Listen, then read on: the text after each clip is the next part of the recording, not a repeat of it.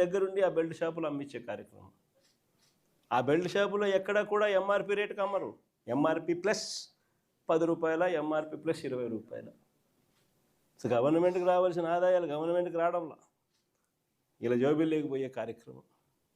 అక్కడి నుంచి మొదలు పెడితే ఇసుక, మట్టి, సిలికా, క్వాడ్సు, లాటరైటు, గ్రెనైటు, చివరికి చికెన్ అమ్మాలన్నా కూడా వీళ్ళకి రావాల్సింది వీళ్ళకి ఇస్తేనే చికెన్ అమ్ముతా ఉన్నారు మార్కెట్లో.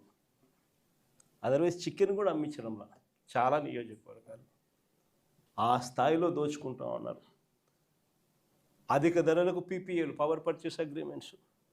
మన హయాంలో మన ₹2.49 రైతులకు మరో 25-30 సంవత్సరాల పాటు ఉచిత కరెంట్ అన్నది రైతులకు ఒక హక్కుగా, రాష్ట్ర ప్రభుత్వం మీద భారం పడకుండా రైతులకు ఒక హక్కుగా అందించాలన్న ఆరాటంతో ₹2.49కే మనం పీపీఏలు చేస్తే, ఆ రోజు నానా యాగి చేసిన వీళ్ళు ఈరోజు ₹4.60 పీపీఏ చేస్తూ ఉన్నారు. ₹4.60 ఏడ ₹2.49, ఎక్కడ ₹4.60. కళ్ళ ముందరే కనిపిస్తూ ఉన్నాయి. ప్రభుత్వ భూములు పప్పులు బెల్లాలకు అమ్మేస్తూ ఉన్నారు.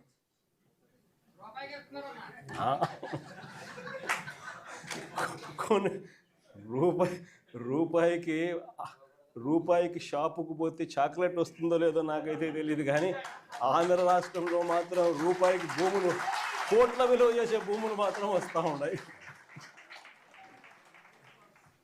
కళ్ళ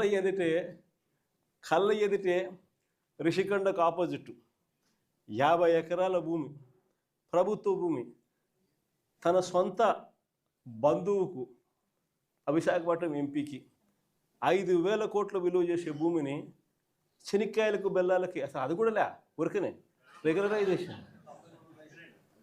ఆశ్చర్యం నాకైతే. అంత దారుణంగా రాష్ట్రానికి సంబంధించిన భూములు కాజేస్తూ ఉన్నారు.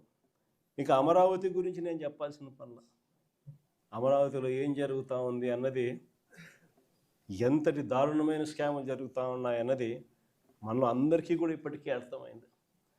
స్క్వేర్ ఫీటు కట్టడానికి 5 స్టార్ ఫెసిలిటీస్తో హైదరాబాద్లో కానీ, చెన్నైలో కానీ, బెంగళూరులో కానీ ఎక్కడైనా కూడా కట్టడానికి అయ్యే ఖర్చు 4,500 దాటదు. ఇది 5 స్టార్ లాబీసు, ఇటాలియన్ మార్బులు, ఈ స్థాయిలో కట్టే కార్యక్రమాలు చేసినా కూడా అమరావతిలో మాత్రం 12,000, 14,000 అడుగు ఖర్చు. రోడ్లు వేస్తూ ఉన్నారు, 6 లేన్ రోడ్లు. నేషనల్ హైవేలు టెండర్లు పిలిస్తే 20 కోట్లు వస్తూ ఉంది. ఇక్కడ మాత్రం 53 కోట్లు లేను. ఎక్కడా లేని స్కాములు. ఎవరి స్కాముల్లో భాగస్తులు అని అంటే సాక్షాత్తు ఈనాడు వియంకుడు, బిఎస్ఆర్, బలుసు శ్రీనివాసరావు, చంద్రబాబు నాయుడు బినామీ, అంతా వీళ్ళే. వీళ్ళకి మళ్ళీ ఏంది కొత్తగా మొబిలైజేషన్ అడ్వాన్స్. ఇంతకుముందు ఎప్పుడూ లేదు మొబిలైజేషన్ అడ్వాన్స్ ఇవ్వడమైంది కొత్తగా.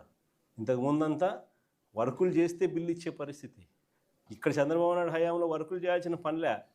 కాంట్రాక్టర్లు మనోళ్ళే, మనకు సంబంధించిన వాళ్ళే, ఈనాడు, బలుసు, ఇల్లే, అంతా ఇల్లే. అడ్వాన్సు 10%, ఒక్కొక్కరికి 6,000 కోట్లు వర్కులు, అంటే ఒక్కొక్కరికి 600 కోట్లు అడ్వాన్సులు. వర్కులు చేయడం కదా దేవుడు వరకు. ఫస్ట్ మొబిలైజేషన్ అడ్వాన్సులు 600 కోట్లు ఒక్కొక్కరికి.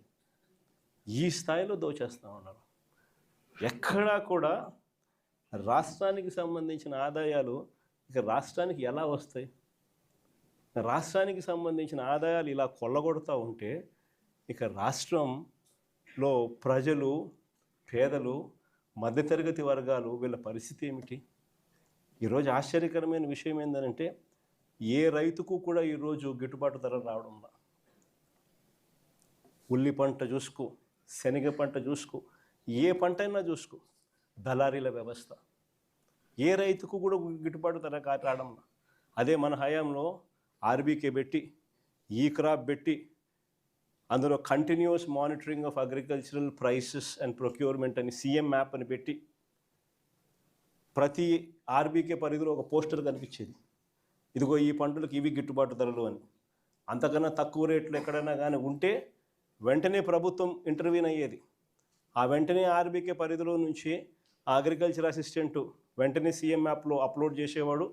జాయింట్ కలెక్టర్ మార్క్ఫెడ్కు సంబంధించి జాయింట్ మేనేజింగ్ డైరెక్టర్ పోస్ట్లో కూడా ఆయన పెట్టాం. వెంటనే జాయింట్ కలెక్టర్ ఇన్వాల్వ్ అయ్యేవాడు. వెంటనే ఆ ఆర్బీకే పరిధిలోనే మార్కెట్ ఇంటర్వెన్షన్ జరిగేది, కొనుగోలు చేసేవాళ్ళు. ఆ రకంగా 7,800 కోట్లు మనం ఖర్చు చేసి ప్రతి పంటకు గిట్టుబాటు ధరలు ఇచ్చిన పరిస్థితి నుంచి ఈరోజు రైతులకు ఏ పంటకు గిట్టుబాటు ధరలు రాని పరిస్థితి. ఈరోజు రైతులకు ఉచిత పంటల బీమా గాలికి ఎగిరిపోయిన పరిస్థితి. రైతులకు కరువు వచ్చినా, తుఫాన్లు వచ్చినా, ఇంకోటి వచ్చినా ఆదుకునే నాతుడు లేడు. వాళ్ళ కర్మ అంతే అన్న పరిస్థితి, వదిలేసిన పరిస్థితి. మన హయాంలో ఇన్పుట్ సబ్సిడీలు సీజన్ ముగిసేలోగానే ఇన్పుట్ సబ్సిడీలు ఇచ్చి మరుసటి సీజన్కి రైతును సన్నద్ధం చేసేవాళ్ళం. ఈరోజు వ్యవసాయం పరిస్థితి అట్లుంటే ఈరోజు విద్యకు వచ్చేసరికి ఇంకా దారుణమైన పరిస్థితులు కనిపిస్తాయి. ఫీజు రీయింబర్స్మెంట్ బకాయిలు మన ప్రభుత్వ హయాంలో ప్రతి త్రైమాసికం అయిపోయిన వెంటనే, ప్రతి 3 నెలలకు ఒకసారి ఆ త్రైమాసికం అయిపోయిన వెంటనే మరుసటి త్రైమాసికంలోకి వచ్చేసరికి ఇంతకు ముందు త్రైమాసికానికి సంబంధించిన డబ్బులు తల్లుల ఖాతాల్లోకి నేరుగా పడిపోయేది. ఫీజు రీయింబర్స్మెంట్ కింద విద్యా దీవెన, వసతి దీవెన ఈ రెండు కూడా క్రమం తప్పకుండా ఇచ్చేవాళ్ళం మన ప్రభుత్వ హయాంలో. ఈరోజు పరిస్థితి చూస్తే ఏకంగా ఇప్పటికే ఈ సంవత్సరానికి సంబంధించిన బడ్జెట్ కూడా లెక్కేసుకుంటే 10,000 కోట్ల అవసరం ఉంటే బడ్జెట్లో 2,600 కోట్లు పెట్టినారు. అది ఎంత ఇస్తారో తెలీదు. పిల్లలకు ఈరోజు చదువులు మానేస్తూ ఉన్న పరిస్థితులు.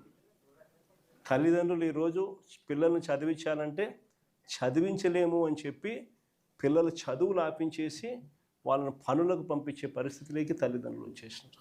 విద్యా దీవెన పరిస్థితి అది, వసతి దీవెన పరిస్థితి అది, నాడు నేడు స్కూళ్ళల్లో పూర్తిగా ఆగిపోయిన పరిస్థితి. గోరుముద్ద అన్నది మనము పిల్లలకు బ్రహ్మాండమైన భోజనం పెట్టాలి అని చెప్పి ఆరాటంతో మనము చేస్తే ఈరోజు గోరుముద్ద అన్నది కనుమరుగైపోయిన పరిస్థితి. 8వ తరగతికి వచ్చేసరికి పిల్లల చేతుల్లో ట్యాబులు కనిపించేటివి. ప్రతి స్కూలు ఇంగ్లీష్ మీడియం. నాడు నేడుతో 6వ తరగతి నుంచి ప్రతి class digitised class room. Government స్కూళ్ళు ప్రైవేట్ స్కూళ్ళతో పోటీ పడలేరు అన్న పరిస్థితిని మార్చేసి ప్రైవేట్ స్కూళ్ళు గవర్నమెంట్ స్కూళ్ళతో పోటీ పడే పరిస్థితి మన ప్రభుత్వ హయాంలో మనం తీసుకొస్తే ఈరోజు స్కూళ్ళన్నీ కూడా నిర్వీర్యమైపోతా ఉన్న పరిస్థితి కళ్ళెదుటే కనిపిస్తూ ఉంది. ఇక వైద్యం గురించి నేను చెప్పాల్సిన పనుల, ఆరోగ్యశ్రీ అన్నది మన హయాంలో ఏకంగా 25 లక్షలకు పెంచినాం. 3,300 ప్రొసీజర్లను తీసుకొచ్చినాం.